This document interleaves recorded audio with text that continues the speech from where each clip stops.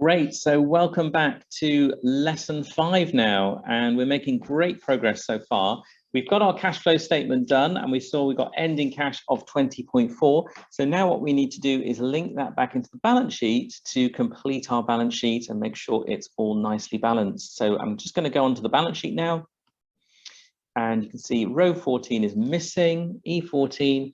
So let's go and link that value back to my cash flow statement.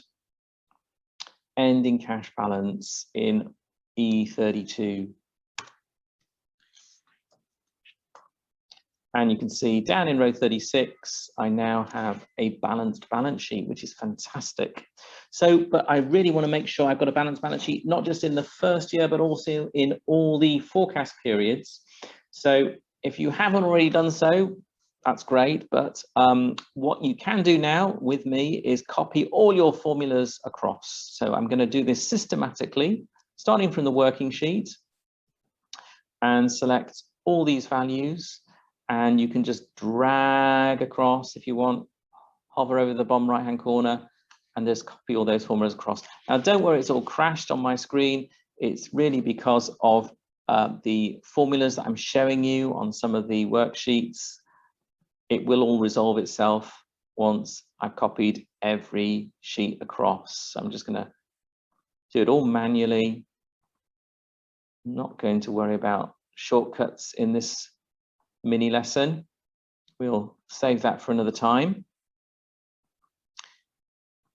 Select all those values in that column and then drag across to the right. And it's looking nice, isn't it now? So I got my cash gradually growing up to 52 by year end.